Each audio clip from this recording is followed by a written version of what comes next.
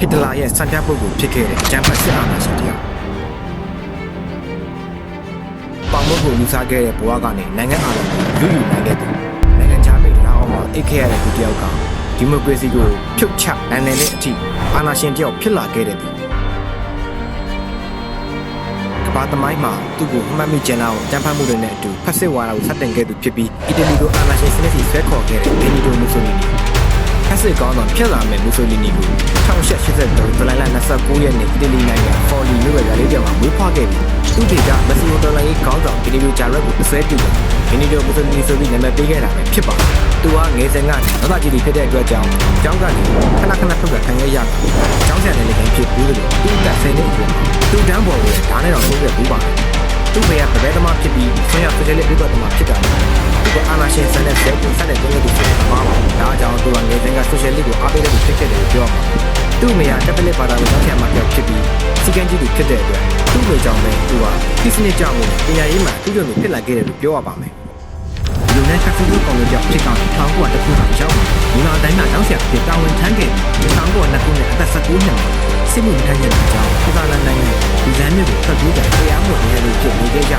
ြအလုံးမရှိမျိုးမရှိတဲ့ဓာတ်အောက်မှာအိတ်ခဲတဲ့ဖြစ်တာကြောင့်ပေါင်မုတ်ကိုလူစားခဲ့တဲ့အဆင့်ကိုဖြစ်ခဲ့ရနောက်တော့ခံရဒါကြောင့်သူကဖန်ခါပြီးနောက်ပိုင်းမှာပုတ်ပြီးတမလို့ကြားနေဒါပေမဲ့လည်းအရနာနဲ့လုံးဝဘူးဆိုတဲ့လောက်ကျန်လို့နေရတဲ့အချိန်တွေမှာဒီကတည်းကတည်းကရဲသွားတာနေစဉ်ကနိုင်ငံဆောင်စိမ့်နေသူဖြစ်တာအာဏာနဲ့ပတ်သက်တဲ့ဆောင်ကိုဖတ်ရှုခဲ့ပြီးမာကီယာဗယ်ရဲ့တပြည့်ဆောင်ဒီစတယ်လီကိုရောက်ဆိုခြင်းလိုင်းတစ်ခုချင်းကိုစောင်းလို့ကြောင့်စိတ်သက်ပြင်းထန်အားမလို့ဖြစ်နိုင်တဲ့ဆိုကိုကြည်လာခဲ့ဒါကြောင့်သူကသူ့ရဲ့ဒေးကော်ကိုပို့ပြီးညနေလာစေဖို့အတွက်လူဇန်တက္ကသိုလ်မှာကျောင်းသားရောင်ဆောင်ကပေါမောက်ခတွေဟောပေါ်ချက်ကိုခိုးနှားထောင်ခဲ့ပြီးအားကြရတဲ့ပေါမောက်ခတယောက်ဖြစ်တဲ့ဘေးဖရီဒိုပါရီတိုရဲ့အာနာဟာလူများလက်ထဲမှာမရှိဘူးလူနည်းစုကောင်းဆောင်လက်ထဲမှာပဲရှိတယ်ဆိုတဲ့အာနာစုစည်းနည်းတွေကိုအခြေခံသဘောတရားအဖြစ်နားလည်စေခဲ့သူ့ရဲ့အာနာရှင်ဆန်းတဲ့အတွေ့အကြုံတွေကိုနှက်ဆိုင်စေခဲ့တာပဲဖြစ်ပါတယ်ဒါကြောင့်သူကပညာရှင်တွေဟောပြောမှုပုံစံကိုအတူယူပြီးလူထုကိုဘယ်လိုစီးရုံးရမလဲဆိုတာကောင်းကောင်းသိလာတယ်လူသမားဘဝရဲ့ဆင်းရဲမှုတွေကိုကိုယ်တိုင်ခံစားခဲ့ရတဲ့သူဖြစ်တာကြောင့်ဆဆလန်မှာရှိတဲ့အီတလီလူသမားတွေကိုဟောပြောမှုတွေလုပ်တာတောင်းဆိုမနေကြတဲ့တိုက်ဥကြဆိုတဲ့သူ့ရဲ့စကားဟာအတော်လေးရေပန်းစားခဲ့ပြီးလူသမားတွေကြားမှာတော့ပြောစမှတ်တွင်လာခဲ့တာပါဒါကိုဆဆလန်အစိုးရကစူပူမှုနဲ့ခွင့်ပြုချက်မရှိပဲဟောပြောပွဲတွေလုပ်တာကြောင့်မိမဲဝါရီဆိုရှယ်လစ်ဆိုပြီးမီဒီယာစီးရင်သွင်းကအီတလီကို1904ခုနှစ်နိုဝင်ဘာမှာပြန်ပို့ခဲ့တယ်သူဟာတန်ကောင်းထောက်မှစွာပဲအီတလီအင်ရှိဆန်မင်းသားမွေးတဲ့အထိမ့်မှန်အနေနဲ့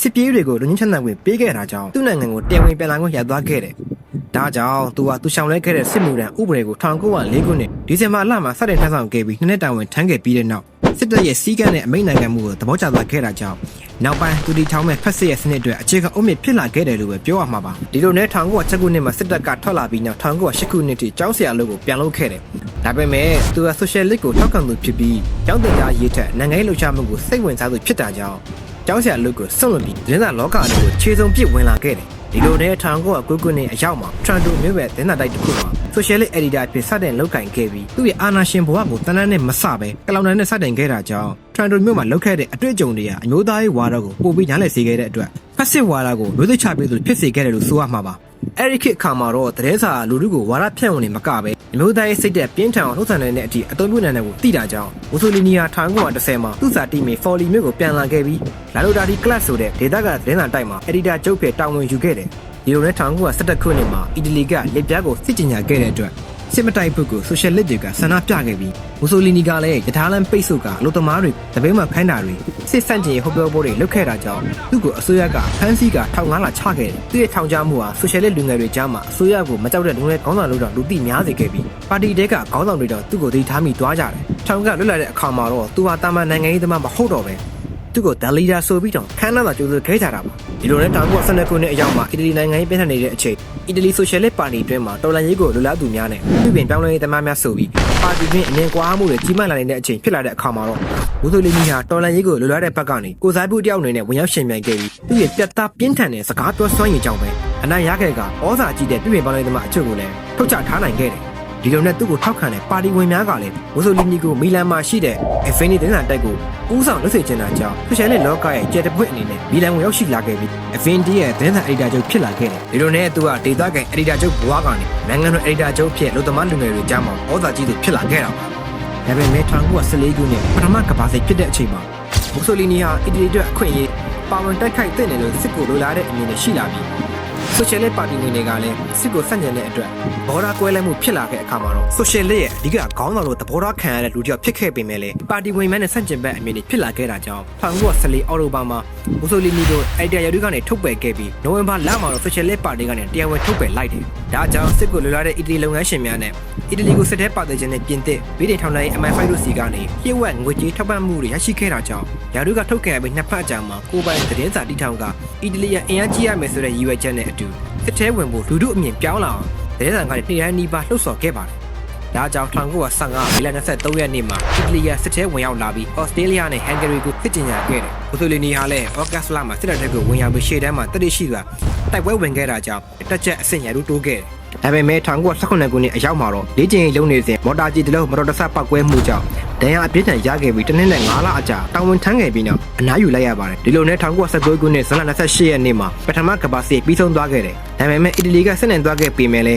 ပါဆိုင်စာချုပ်အရအီတလီအတွက်နယ်မြေအပြည့်အဝမရတာကြောင့်နယ်မြေကိစ္စမကျေနပ်မှုတွေစတင်လာခဲ့တယ်လို့ဆိုရမှာပါဒါကြောင့်အီတလီမှာအလုပ်လက်မဲ့တွေများလာပြီးစစ်သားတွေကလည်းတိုက်ပွဲဝင်ခဲ့ရတာတော့ဂုဏ်မရှိဖြစ်လာခဲ့တယ်ဒါကိုခွင့်ကောင်းယူပြီးမူဆိုလီနီယာ1919ခုနှစ်မတ်လ23ရက်နေ့မီလန်မြို့အခန်းကျင်းတစ်ခုမှာစစ်ပြန်များအမျိုးသားရေးအစွန်းရောက်သူများအထူးတပ်ဖွဲ့ဝင်ဟောင်းများကိုဖွဲ့စည်းကဖက်စီဆိုတဲ့ရှမ်းရောမလက်နက်ဖြစ်တဲ့ပစင်ကိုအစွဲပြုပြီးစီလုံးချင်းအင်အားအဖြစ်ဖက်စစ်ရဲ့အမှတ်အသားတပ်မှတ်ကအဖွဲ့ဝင်119ယောက်နဲ့အတူဖက်စစ်ဆိုတဲ့အဖွဲ့အစည်းကိုတည်ထောင်လိုက်ပါတယ်။အဲ့ဒီအဖွဲ့ဟာဆိုရှယ်လစ်လမ်းစဉ်ကနေမြို့သားရေးလမ်းစဉ်ဘက်ကိုကူးပြောင်းမှုပထမဆုံးခြေလှမ်းဖြစ်ခဲ့ပြီးနောက်ပိုင်းမှာတော့အဖွဲ့ဝင်119ယောက်ဟာလည်းမြို့ထဲမှာအဖွဲ့ခွဲတွေကိုတည်ထောင်ခဲ့ကြတာကြောင့်ဖက်စစ်ဝါဒအင်အားကြီးလာပြီး1920အရောက်မှာဘလက်ရှက်အဖွဲ့တွေနဲ့အတူရောမမြို့ကိုချီတက်ကအီတလီအစိုးရအာဏာကိုသိမ်းယူခဲ့ပြီးနောက်မူဆိုလီနီဟာဝင်ကြီးချုပ်ရရှိခဲ့တယ်ဒီလိုနဲ့1925နဲ့1926ခုနှစ်မှာအတိုက်ခံပါတီတွေကိုဖျက်သိမ်းကဖက်စစ်ပါတီကိုတပါတီစင်တည်ထောင်ခဲ့ပါတယ်ဒါကြောင့်သူကဝင်ကြီးချုပ်ဖြစ်ပြီး73နှစ်အကြာ1935ခုနှစ်အောက်တိုဘာမှာအီသီယိုးပီးယားကိုပထမဆုံးအနေနဲ့ကျူးကျော်သိမ်းပိုက်ခဲ့ပြီး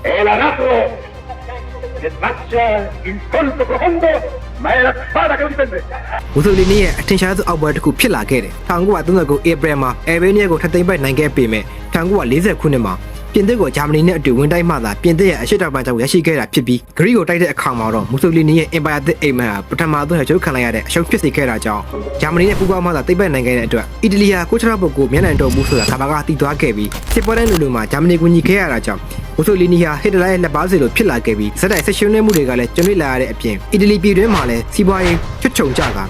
လူတွေကလည်းနေစရာမရှိစားကြကိုတော့လူစားရတဲ့အထိဆွေးဝါးလာခဲ့ပါတယ်အမေရိကန်နဲ့ဗြိတိန်ကလည်းအီတလီတောင်ပိုင်းကိုကျူးကျော်လာတဲ့အတွက်စစ်နိုင်ရဲ့ဟီရိုစစ်ရှုံးရင်ဝှက်လွန်ကျော်ဆိုသလိုမူဆိုလီနီရဲ့ဖက်စစ်ကောင်စီကိုမြုံကြည့်တော့တာကြောင့်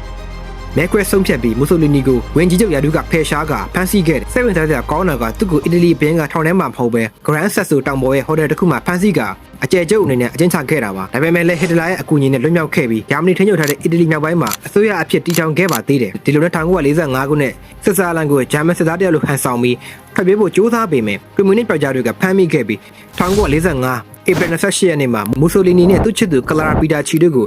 လမ်းဘေးမှာတနက်နေ့ပြတ်တက်သူတို့ရဲ့အလောင်းကိုမီလန်မြို့ပီရာစာတဲ့လိုရီတို့ရေမင်ထဲမှာရှိတဲ့ဓာတ်ဆီဆိုင်ရဲ့ခေါမိုးတန်းမှာတောက်တိုးဆွဲချထားခဲ့ကြတယ်အာနာရှိစဉ်မှာသူ့ကိုဖျားသခင်တို့ကိုယ်ွယ်ခဲ့ကြပေမဲ့ညီကုန်းမှာတော့သူ့အချုပ်ခဲ့တဲ့ပြည်သူတွေကပဲသူ့အလောင်းကိုခဲနဲ့ထုဖမ်းနဲ့ရိုက်ကရွှေရှာကြောက်လန့်ပွဲညီကုန်းချုပ်ပေးခဲ့တာဖြစ်ပြီးတနက်ပြောင်းဝကလာတဲ့အာနာဟာတနက်ပြောင်းဝပါမဲ့သုံးသက်စေခဲ့တာပဲဖြစ်ပါဒါကြောင့်မူဆိုလီနီကိုအီတလီရဲ့ကက်တင်ရှင်တို့မတတ်မှတ်ပဲနိုင်ငံကိုပျက်စီးအောင်ဆွဲခေါ်ခဲ့တဲ့ဖက်စစ်ဝါဒရဲ့ဖခင်ကြီးပဲတမိုင်းထဲမှာကြောင်တို့ခံခဲ့ရတာဖြစ်ပါတယ်